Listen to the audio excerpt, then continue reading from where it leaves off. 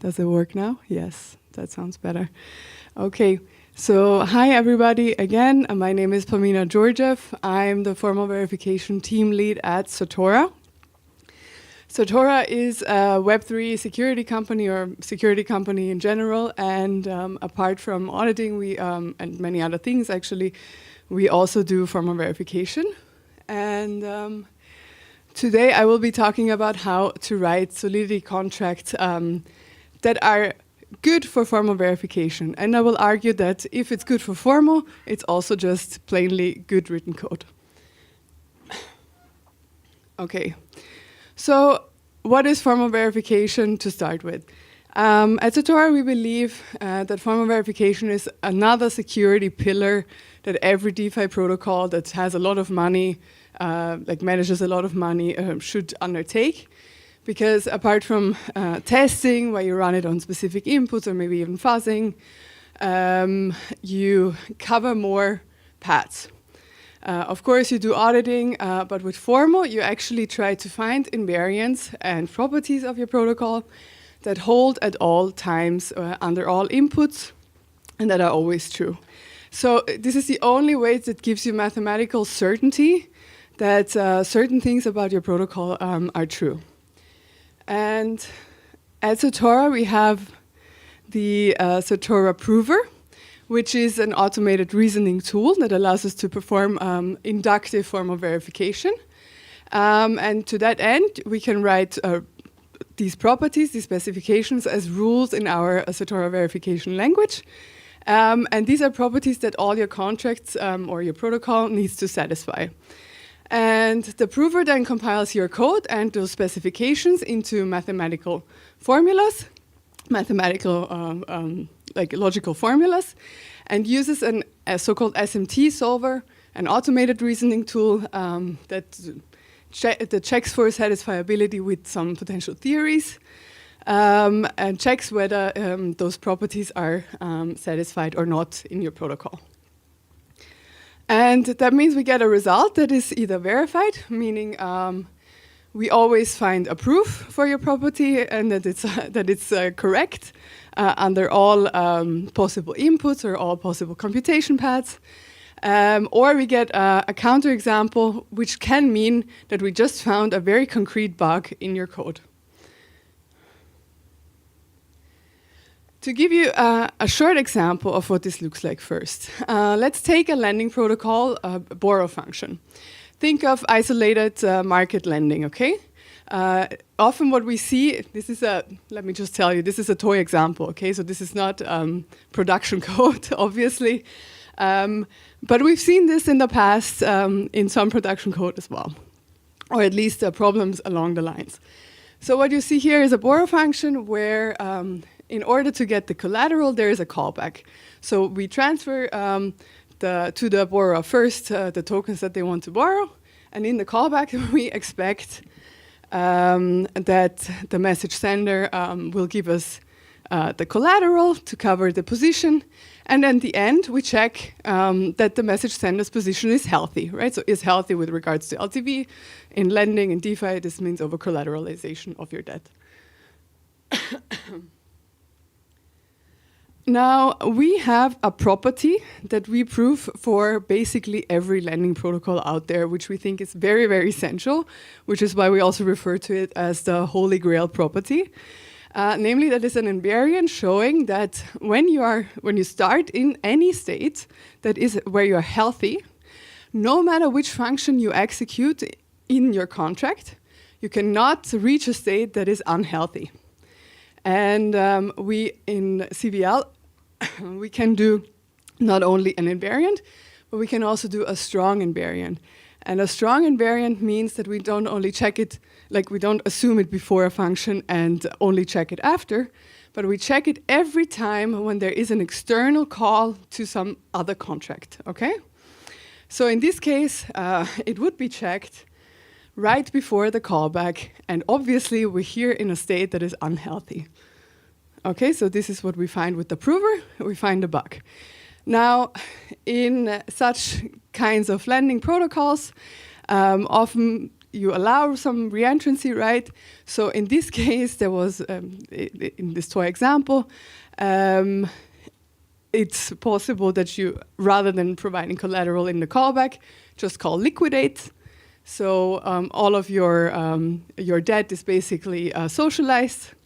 You end up with a zero debt, and of course, once you return, you're basically healthy again and just got a lot of free money, right?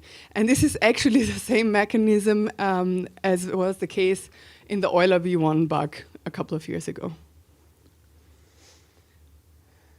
Now, for the sake of the argument, this is probably not the right fix for many protocols that work like this, but let's just say we put in a non-reentrant modifier, we're done, okay, you cannot re-enter, and let's just move on, and we want to prove something else, okay?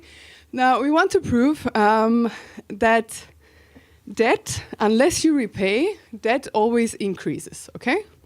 So let's say you want to check that accrue interest, like the debt cannot decrease by itself, it can only decrease when you repay.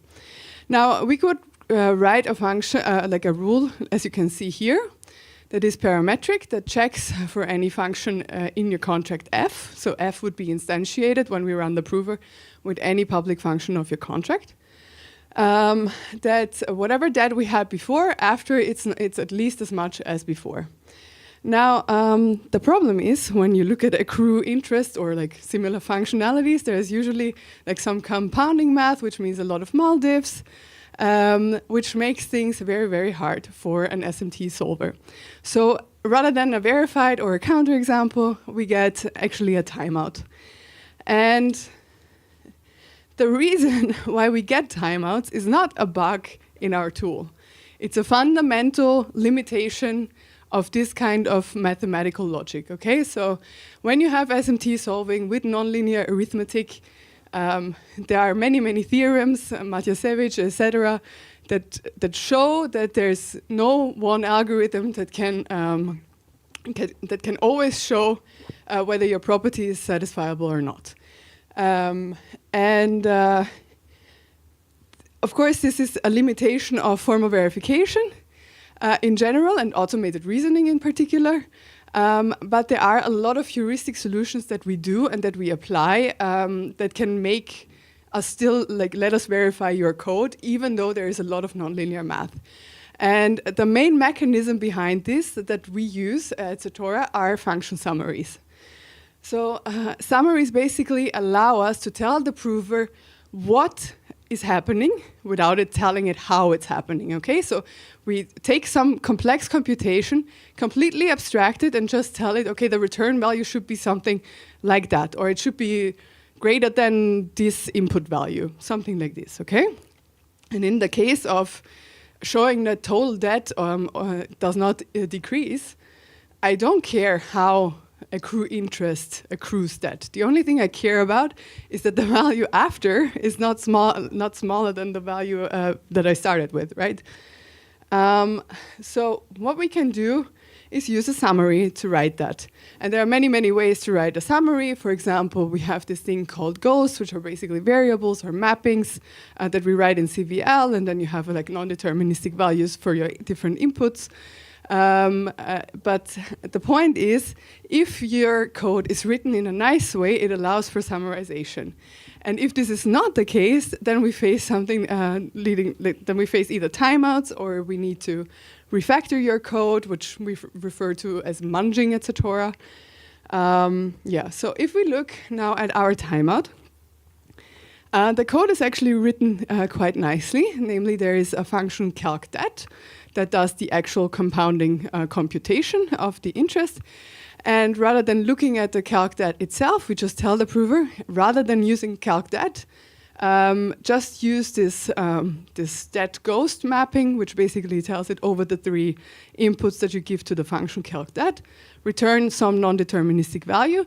And with this axiom, we just say this value should be greater or equal to the original debt, so the D. And then basically we cover not only the actual computation your code would do, we cover more. So this is called an over-approximation. And with such a thing, and we can very simply show that this axiom, for example, is true based on how calcdet is written. we actually prove even more than we would assume before.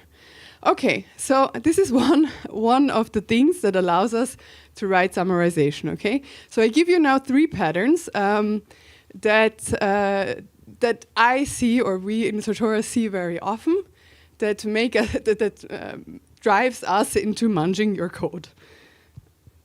So the first one is the one we already saw before, namely computation mixed with storage updates. Please use libraries, use pure function, use view functions in order to extract the computation that you do from the actual storage update. So the more modular your code is, the easier it is for us to summarize complex math. And I also argue the easier it is for auditors to understand your code, the easier it is for anybody to understand and maintain your code. So if you do that, it allows you, as we said before, to use a ghost or to use some sort of function summary rather than using the actual code. Now, another thing that we also often see is circular dependencies and spaghetti code to some extent. So let's say you have a contract vault that calls the strategy, and the strategy immediately calls back the vault. This is super entangled, and we want to verify each contract as individually as possible, at least.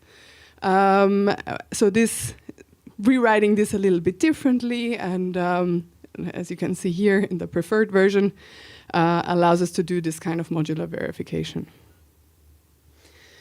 And then a third thing that we often see are overloaded parameter semantics.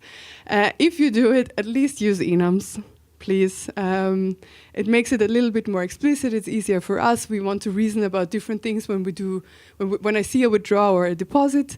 They're not necessarily always have the same properties that I want to prove, right? I want to prove them individually or different things for different parts of your code. So this is another one. I encourage you, please go to this blog article. I only mention these 3 because I think it makes for a very boring talk to just tell you what to do instead of what you shouldn't do. But we have a list on our blog.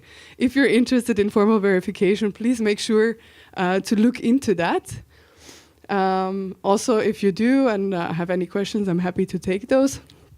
And of course, basically, there are some principles that make good and nicely written code, right? That is not only good for formal verification, but is generally good code, in my opinion, like modular architecture. Separate your concerns, use libraries, isolate complex math, things like this, okay? And without further ado, I'm happy to take questions. Thank you.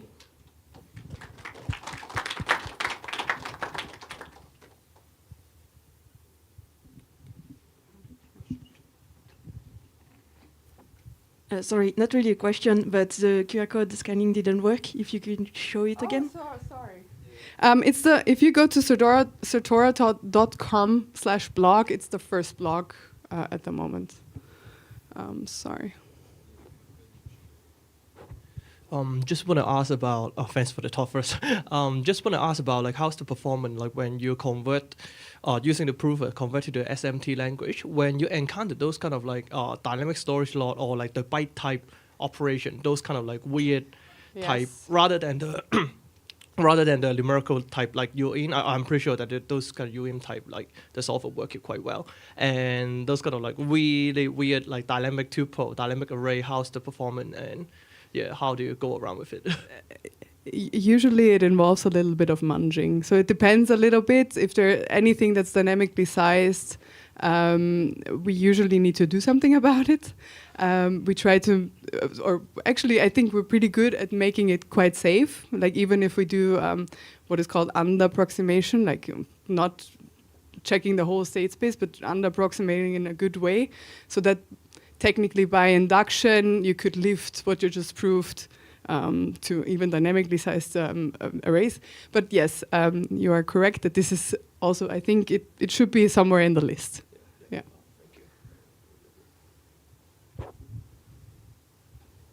Any other questions? Yeah, sure. Yeah, because I'm the next session, so I Okay, cool. So actually, like I want to ask about like slightly out of the context. It's like it's just the AI era that everyone talk about the AI. So I'm trying to wrap my head around like how the LM to actually help the whole formal verification process. Like the natural things that kick in my mind is like you were talking about like writing the property testing, the invariant, which is like a natural things to think about, and I think that is like something that definitely executable, feasible. But like what I'm really concerned about, like when we when I back in time test around the software with another software, it's like the C3 software actually take really long time to solve. And by any chance that like we can use like what's your take of like using those kind of AI actually potentially either help the software like in the underlying side that like the C3 software or like conversion of the SMT language. Yeah, Like, in what there kind of is. things, yeah. I don't think there is a limit on where you can apply it. Actually, you can apply it at any stage. It might be helpful at any stage. We're working also in our R&D department. We have a lot of people exploring that for sure, right? And yes, stay tuned. Thank you.